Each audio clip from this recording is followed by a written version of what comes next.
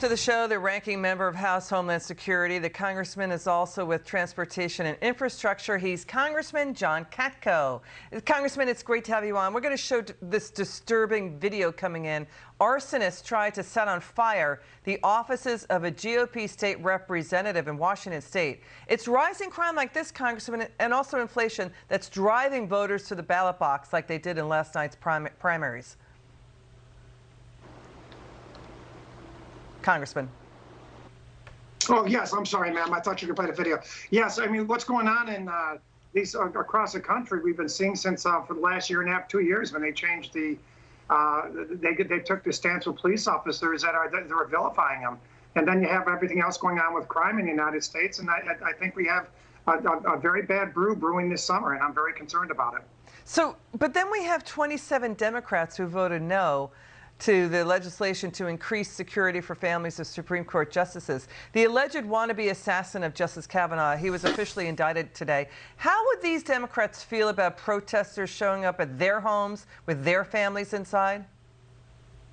Well, first of all, Liz, trying to influence proceedings of the federal judges is a crime in and of itself. So those protesters are actually committing crimes, and it's amazing to me that this administration is not enforcing those crimes. And I was a federal organized crime prosecutor for 20 years, and Lord knows I had a fair share of my threats, and Lord knows an awful lot of those people who threatened me went to jail, and justifiably so they can influence the process. So what they're doing by not enforcing the laws is perpetuating this lawlessness that seems to be pervading all over the United States right now. It's very, very troubling. And Congressman, you know, voters are sick and tired of it. You know, Caterpillar, the big company Caterpillar, is now moving its global headquarters out of Chicago to the Dallas-Fort Worth area in Texas. That's a blow to Chicago. It's already lost Boeing's headquarters. We already have Tesla, Oracle, Hewlett-Packard moving to Texas from California, and hundreds of thousands leaving high crime, high inflation, high tax states like Illinois, New York, and California.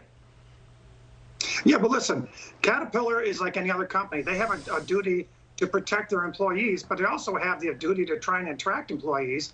And if it's a fact that they're having a problem in Chicago, as part of my head of the American Security Task Force, we went all over the country in the last 6 months to a year. And one of the places we went was Chicago. It was stunning the number of cops that were leaving. It was stunning the number of officers who felt dispirited and felt like they were caught adrift.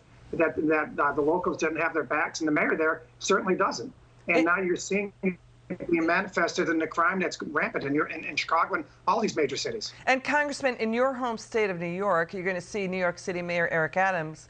He's claiming he's not worried about what you just talked about, record levels of cops leaving. Watch this.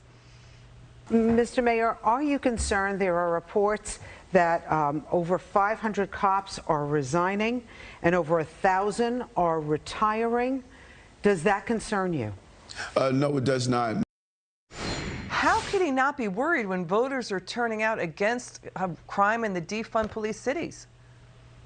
Well, I can tell you right now, I've been in New York City many, many times, and I have a lot of friends on the law enforcement community down there from my old days and from my current job. And I can tell you, they're dispirited. They have a DA who came into office the first day and issued a 10-page memo outlining all the crimes he wasn't going to prosecute, crimes that were on the books. And that sends a wrong message. And so these cops are dispirited. They're leaving, they're retiring, they're going to jurisdictions that are safer, and they're going to suburban jurisdictions, or they're retiring altogether. Well, that's a heck of a trend. That's a heck of a trend. I did not, forgive me, I didn't mean to talk over you. And Congressman, you know, the FBI data may be understated on crime because 40% of police departments nationwide, including New York and LA, they're so tied up they failed to report their crime data to the FBI last year. That's nearly 7,000 law enforcement agencies. And there's also this. Congressman Jim Banks, I want your take on this. He's asking the Biden Justice Department, why did the DOJ drop charges, arson charges, against a left-wing rioter? He's then 19-year-old Victor Sanchez Santa. He faced a maximum 20 years. He tried to set on fire an NYPD cop car during the 2020 riots. Now he's let off with 9 months probation and anger management courses. Absolutely outrageous to me. Absolutely. Because whether you're a seasoned criminal or someone who's maybe thinking about criminal conduct or someone who's just angry, one of the best things you can do for deterrent from them engaging in the conduct is to have enforcement of the laws. This has a cascading effect, and I can tell you from my time as a prosecutor, it has a cascading effect. When you don't enforce laws, people aren't afraid. When people aren't afraid, they do really stupid things. And this is an example. I mean, half of all the rioters arrested on federal charges in Portland, Oregon were let go. Portland's in a world of hurt. Okay, Congressman John Katko, thanks for joining us. Come back soon. It's great to have you on.